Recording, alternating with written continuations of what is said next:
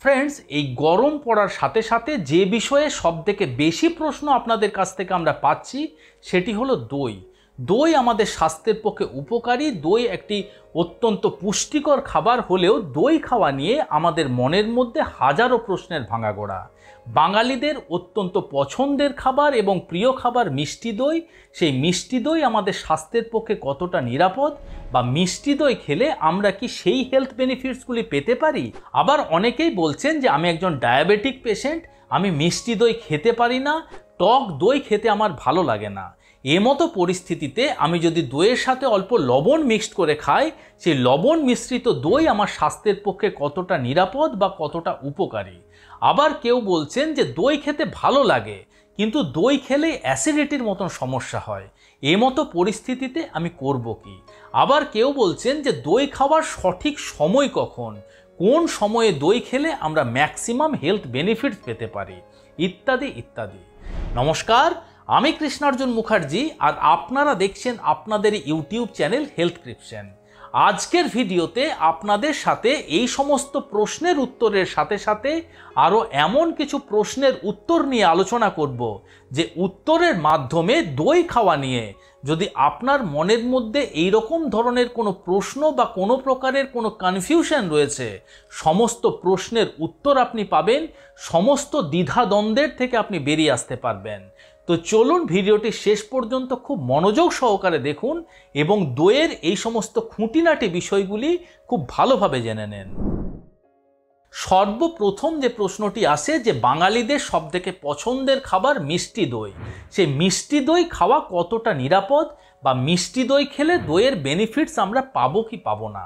দেখুন, দইয়ের থেকে আমরা প্রচুর পরিমাণে প্রোটিন পেতে পারি, ক্যালসিয়াম পেতে পারি বেশ কিছু ধরনের ভিটামিনস এবং মিনারেলস। এই সমস্ত পুষ্টিগুণের সাথে সাথে দইয়ের মধ্যে আরও একটি উপকারী জিনিস থাকে, সেটি হলো ল্যাক্টোব্যাসিলাস ব্যাকটেরিয়া। এই ল্যাক্টোব্যাসিলাস ব্যাকটেরিয়া আমাদের শরীরের জন্য উপকারী ব্যাকটেরিয়া। দুধের মধ্যে ল্যাকটোজ নামক বিশেষ এক ধরনের সুগার থাকে। এই ল্যাক্টোব্যাসিলাস ব্যাকটেরিয়া ওই ল্যাকটোজ সুগারকে ল্যাকটিক অ্যাসিডে রূপান্তরিত করে। যখনই ল্যাকটোজ ল্যাকটিক অ্যাসিডে রূপান্তরিত হয়ে যায়, সাথে সাথেই তার স্বাদ টক হয়ে যায় এবং দই হয়ে জমতে শুরু করে। অতএব আমরা বলতে পারি যে মিষ্টি দই যখন দই হয়ে জমেছে, তার মধ্যে ল্যাক্টোব্যাসিলাস ব্যাকটেরিয়া বর্তমান রয়েছে, এবং সেই ল্যাক্টোব্যাসিলাস ব্যাকটেরিয়া আপনার স্বাস্থ্যের পক্ষে উপকারিতা দেবে। কিন্তু মিষ্টি দই তৈরি করার সময়তে দইয়ের স্বাদকে মিষ্টি করার জন্য তার মধ্যে আমরা ব্যবহার করি রিফাইন্ড সুগার বা চিনি। যে চিনি তৈরি করার সময়তে কারখানায় এমন কিছু কেমিক্যাল ব্যবহার করা হয়, যে কেমিক্যালগুলি দইয়ের মধ্যে থাকা ল্যাক্টোব্যাসিলাস ব্যাকটেরিয়ার জীবদ্দশাকে অনেকখানি কম করে দেয়, এবং তার সাথে সাথে চিনি ওই দইয়ের মধ্যে যে সমস্ত পুষ্টিগুণগুলি বর্তমান থাকে, সেই পুষ্টিগুণের অ্যাবজর্পশন আপনার শরীরে কম করে দেয়। তাই আমরা বলি যে বাজার থেকে মিষ্টি দই কিন্তু কিনে আপনি খাবেন না। আপনি যদি মিষ্টি দইয়ের শৌখিন হয়ে থাকেন, সেমতো পরিস্থিতিতে দইয়ের সাথে আপনি মিছরি ব্যবহার করুন, দইয়ের সাথে আপনি গুড় ব্যবহার করতে পারেন, আপনি মধু ব্যবহার করতে পারেন। এছাড়া খেজুর, কিশমিশ এই রকম ধরনের কোনো মিষ্টি জাতীয় ফল যদি আপনি দইয়ের সাথে ব্যবহার করেন, সেক্ষেত্রে দইয়ের টক স্বাদের থেকেও আপনি দূরে থাকতে পারবেন। এবং বেশ কিছু মানুষ রয়েছে যাদের টক দই খেলেই অ্যাসিডিটির মতন সমস্যা হয়, তাদের সেই সমস্যাও কিন্তু সহজে হবে না। ঠিক একইভাবে ডায়াবেটিক পেশেন্টরা আমাদের কাছে প্রশ্ন রাখেন যে আমাদের ডায়াবেটিসের সমস্যা থাকার জন্য আমরা মিষ্টি দই খেতে পাচ্ছি না, টক দইয়ের সাথে আমরা মিছরি, গুড়, মধুও ব্যবহার করতে পারছি না। এমতো পরিস্থিতিতে যদি আমার টক দই খেতে ভালো না লেগে থাকে, সেক্ষেত্রে তার মধ্যে কি আমরা লবণ ব্যবহার করতে পারবো?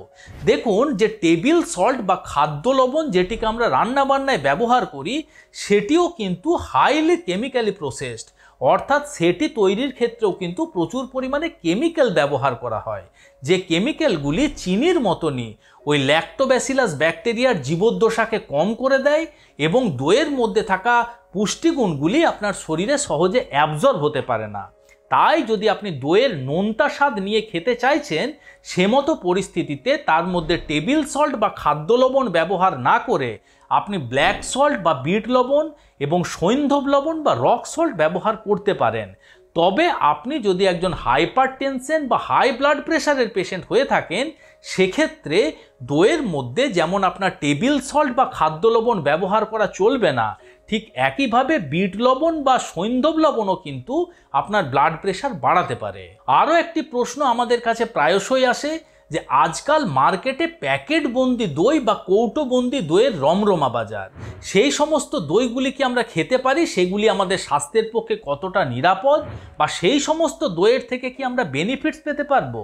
দেখুন, প্যাকেটবন্দি যে সমস্ত দই আপনারা মার্কেটে পাচ্ছেন, অবশ্যই আপনারা দেখেছেন তার মধ্যে যেমন একটি ম্যানুফ্যাকচারিং ডেট থাকে, তার সাথে সাথে বিশেষ নির্দিষ্ট একটা গ্যাপে একটি আপনার এক্সপায়ারি ডেটও থাকে। সেই গ্যাপ আপনার 7 থেকে 15 দিন পর্যন্ত হতে পারে। এখন আপনারাই বুঝতে পাচ্ছেন যে দইটি 15 দিন পর্যন্ত নষ্ট না হয়ে ভালো অবস্থায় থাকে, সেটিকে ভালো রাখার জন্য তার মধ্যে বিশেষ কিছু কেমিক্যাল বা প্রিজারভেটিভ ব্যবহার করা হয়। সেই সমস্ত কেমিক্যাল বা প্রিজারভেটিভগুলি আপনার স্বাস্থ্যের পক্ষে কিন্তু মোটেই নিরাপদ নয়। এছাড়া দইকে আরও বেশি আকর্ষণীয় করার জন্য, দইয়ের ঘনত্বকে আরও বেশি বৃদ্ধি করার জন্য আগর আগর পাউডার, জিলেটিন, গুয়ার গাম এইরকম ধরনের এমন কিছু কেমিক্যাল ব্যবহার করা হয় যেগুলি আমাদের স্বাস্থ্যের পক্ষে অত্যন্ত ক্ষতিকারক। তাই আমার পরামর্শ, আপনি যদি দই খেতে চাইছেন বা যদি দইয়ের শৌখিন হয়ে থাকেন, সেক্ষেত্রে সব সময় চেষ্টা করবেন বাড়িতে দই তৈরি করে তারপর খাওয়ার জন্য। আবার অনেকেই বলেন যে দই আমার খেতে ভালো লাগে, দইয়ের হেলথ বেনিফিটস আমরা পেতে চাই, কিন্তু দই খেলে অ্যাসিডিটির মতন সমস্যা হয়। দেখুন, দই খেলে যদি আপনার অ্যাসিডিটির মতন সমস্যা হচ্ছে, সেক্ষেত্রে দই খাওয়ার পরে আপনাকে এমন কিছু খাবার খাওয়া উচিত যার পিএইচ ভ্যালু বেশি বা যেগুলি অ্যালকালাইন যুক্ত খাবার, এবং তার সাথে সাথে যে সমস্ত খাবারের মধ্যে ম্যাগনেসিয়ামের মাত্রা বেশি, সেগুলিও কিন্তু আপনার স্টোমাক অ্যাসিডকে নিউট্রালাইজ করতে সাহায্য করতে পারে। সেই সমস্ত খাবারগুলিও আপনি দই খাওয়ার পরে খেতে পারেন। সে কথা মাথায় রেখে আপনি দই খাওয়ার পরে যদি অ্যাসিডিটির মতন সমস্যা হচ্ছে, আপনি কলা খেতে পারেন। কলার পিএইচ লেভেল হাই, কলা একটি অ্যালকালাইন ফ্রুটস এবং তার সাথে সাথে কলার মধ্যে প্রচুর পরিমাণে ম্যাগনেসিয়াম থাকে। ঠিক একইভাবে তরমুজের মধ্যেও প্রচুর পরিমাণে ম্যাগনেসিয়াম থাকে। তরমুজ একটি অ্যালকালাইন ফ্রুটস। এছাড়া আপনি মিষ্টি কুমড়োর বীজ খেতে পারেন, তার মধ্যে প্রচুর পরিমাণে ম্যাগনেসিয়াম থাকে। আপনি সূর্যমুখী ফুলের বীজকে রোস্ট করে খেতে পারেন, আপনি কাঠবাদাম খেতে পারেন, কাজু বাদাম খেতে পারেন, এগুলির মধ্যেও কিন্তু প্রচুর পরিমাণে ম্যাগনেসিয়াম থাকে। এই সমস্ত খাবারগুলি যদি দই খাওয়ার পরে খান, সেক্ষেত্রে কিন্তু অ্যাসিডিটির সমস্যা তেমন একটা হয় না।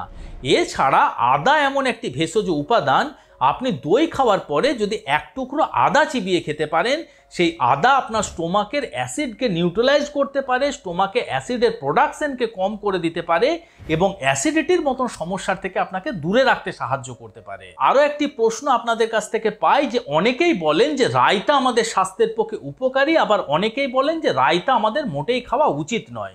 এমতো পরিস্থিতিতে আপনার মতামত কি? দেখুন, রায়তা এমন একটি খাবার, এ নিয়ে আয়ুর্বেদ চিকিৎসা শাস্ত্র এবং মডার্ন মেডিকেল সায়েন্সের মধ্যে মতবিরোধ রয়েছে। তার কারণ, আয়ুর্বেদ চিকিৎসা শাস্ত্র বলছে যে দই একটি গুরুপাক খাবার এবং দই একটি গরম ধর্মী খাবার। ঠিক একইভাবে রায়তা তৈরি করার সময়তে শসা, গাজর এরকম ধরনের যে সমস্ত কাঁচা সবজি ব্যবহার করা হয়, তার মধ্যে ওয়াটার কন্টেন্ট বা জলের পরিমাণ বেশি থাকে, সেগুলি সহজ পাচ্য খাবার। এখন দেখুন, গুরুপাক খাবারের সাথে সহজ পাচ্য খাবার এবং গরম ধর্মী খাবারের সাথে ঠান্ডা ধর্মী খাবার, এরকম ধরনের বিপরীত ধর্মী খাবার দুটিকে একসাথে মিশিয়ে যখন আপনি খাবেন, আয়ুর্বেদ চিকিৎসা শাস্ত্র অনুযায়ী সেটি আপনার ডাইজেস্টিভ সিস্টেমের জন্য ক্ষতিকারক, সেটি আপনার স্বাস্থ্যের জন্য ক্ষতিকারক। কিন্তু মডার্ন মেডিকেল সায়েন্স বলছে যে রায়তা আপনার স্বাস্থ্যের পক্ষে উপকারী। তার কারণ, দই মানে তার মধ্যে থাকে প্রোবায়োটিক ব্যাকটেরিয়া বা উপকারী ব্যাকটেরিয়া। এখন দইয়ের সাথে রায়তা বানানোর জন্য আমরা যে সমস্ত সবজি ব্যবহার করছি, সেই সবজির মধ্যে থাকা ফাইবারগুলি খুব ভালো মাপের প্রিবায়োটিক ফুড। এখন প্রোবায়োটিক ফুড এবং প্রিবায়োটিক ফুড যখন দুটি একসাথে মিশে যায়, সেটি সিম্বায়োটিক ফুডে রূপান্তরিত হয়। যে সিম্বায়োটিক ফুড আপনার ডাইজেস্টিভ সিস্টেমের জন্য উপকারী, যে সিম্বায়োটিক ফুড আপনার ইমিউনিটি পাওয়ারকে বাড়াতে পারে, আপনার সার্বিক শরীরের জন্য উপকারী। তাই আমার মতামত যদি আপনি জানতে চান, সেক্ষেত্রে রায়তা খেয়ে যদি কোনো প্রকারের কোনো হজমের সমস্যা বা শারীরিক সমস্যা আপনার হচ্ছে না, সেক্ষেত্রে আপনি রায়তা খেতে পারেন। কিন্তু যদি আপনি খেয়াল করছেন যে রায়তা খাওয়ার পরে আপনার হজমের সমস্যা হচ্ছে, সেক্ষেত্রে আপনি রায়তা অ্যাভয়েড করবেন। আবার কোলেস্টেরলের পেশেন্টরাও আমাদের প্রশ্ন করে থাকেন যে আমি একজন কোলেস্টেরলের পেশেন্ট, সেক্ষেত্রে কি আমি দই খেতে পারবো না? দেখুন, আপনি কোলেস্টেরলের পেশেন্ট হলেও সীমিত মাত্রাতে দই অবশ্যই খেতে পারবেন, কিন্তু আপনাকে মেকশিওর করতে হবে আপনি যে দই খাচ্ছেন সেই দই যেন স্কিমড মিল্কের থেকে তৈরি হয়। অর্থাৎ যে দুধের থেকে আপনি দই তৈরি করবেন, সেই দুধকে অন্তত 4 থেকে 5 বার গরম করবেন এবং 4 থেকে 5 বার সেই দুধের থেকে সর বা মালাইটিকে তুলে ফেলে দিয়ে সেই দুধের থেকে আপনি দই বানিয়ে খেতে পারেন, কিন্তু সেটি অবশ্যই সীমিত মাত্রাতে খাবেন। আমরা যদি রান্নার মধ্যে দই ব্যবহার করি, সেই দই কি আমাদের স্বাস্থ্যের পক্ষে উপকারিতা দিতে পারে? দেখুন, আপনি রান্নাতে স্বাদ বৃদ্ধির জন্য দই ব্যবহার করতেই পারেন, কিন্তু দইকে যখন আপনি রান্নার মধ্যে ব্যবহার করছেন, অতিরিক্ত তাপমাত্রাতে দইয়ের মধ্যে যে ল্যাক্টোব্যাসিলাস ব্যাকটেরিয়া বর্তমান থাকে, সেগুলি ধ্বংস হয়ে যায় বা মরে যায়। তাই দই খেয়ে দইয়ের থেকে হেলথ বেনিফিটস কিন্তু আপনি পাবেন না যদি আপনি রান্নার সাথে ব্যবহার করেন। And last but not the least, দই খাওয়ার সঠিক সময় কখন? এই প্রশ্ন অগণিত মানুষের কাছ থেকে আমরা পেয়ে থাকি। আয়ুর্বেদ চিকিৎসা শাস্ত্র বলছে যে সূর্যাস্তের পরে আমাদের দই খাওয়া উচিত নয়। তার কারণ সূর্যাস্তের সাথে সাথে আমাদের যে জঠরাগ্নি বা ডাইজেস্টিভ ফায়ার রয়েছে, সেটি দুর্বল হতে শুরু করে। দই একটি গুরুপাক খাবার, তার ফলে আপনি যখন সূর্যাস্তের পরে বা রাত্রিবেলা দই খাবেন, সেই দই সহজে আমাদের ডাইজেস্টিভ সিস্টেম হজম করতে পারে না। অপরদিকে মডার্ন মেডিকেল সায়েন্স বলছে যে রাত্রিবেলা আমাদের ফিজিক্যাল অ্যাক্টিভিটি কম থাকার জন্য স্টোমাকের মধ্যে অ্যাসিডের প্রোডাকশন বা সিক্রেশন কম হয়। তার ফলে রাত্রিবেলা গুরুপাক খাবার বা যে সমস্ত খাবারের মধ্যে প্রোটিনের মাত্রা বেশি রয়েছে, সেই খাবারগুলি আমাদের অ্যাভয়েড করে চলা উচিত। দইয়ের মধ্যে যেহেতু প্রচুর পরিমাণে প্রোটিন রয়েছে, তাই দই আমাদের রাত্রিবেলা খাওয়া উচিত নয়। কিন্তু আমরা সেই বাঙালি যে বাঙালিরা রাত্রিবেলা প্রতিনিয়ত মাছ, মাংস, ডিম, বিরিয়ানি, পোলাও ইত্যাদি খাবার দিয়ে আমাদের রাত্রের খাবার শেষ করি। সেই সমস্ত খাবারের মধ্যে যত পরিমাণ প্রোটিন বর্তমান থাকে, সেই পরিমাণ প্রোটিন হয়তো আপনি দইয়ের থেকেও পাবেন না। তাই আপনি রাত্রিবেলা দই খাবেন কি খাবেন না, সে বিষয়টার দিকে যতটা মনোযোগ দেওয়া প্রয়োজন, তার থেকে আরও অনেক বেশি মনোযোগ দেওয়া প্রয়োজন রাত্রিবেলা আপনি সহজ পাচ্য খাবার খান এবং বিছানায় শুতে যাওয়ার অন্তত 2 থেকে 3 ঘন্টা আগে আপনার রাত্রের খাবার বা ডিনার শেষ করুন। সেটি আপনার স্বাস্থ্যের পক্ষে অনেক বেশি উপকারী সাবিত হতে পারে।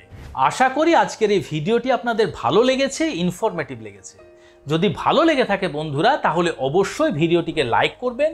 এখনো পর্যন্ত যদি আমাদের হেলথক্রিপশন ইউটিউব চ্যানেল আপনারা সাবস্ক্রাইব না করে থাকেন, তাহলে অবশ্যই চ্যানেলটিকে সাবস্ক্রাইব করে পাশে থাকার অনুরোধ রইল। খুব শীঘ্রই দেখা হচ্ছে এরকম ধরনেরই আরও একটি ইনফরমেটিভ এবং ইন্টারেস্টিং ভিডিওর সাথে। ততক্ষণ নিজেদের খেয়াল রাখবেন। আপনাদের সুস্থতা এবং দীর্ঘায়ু কামনা করছি। ধন্যবাদ।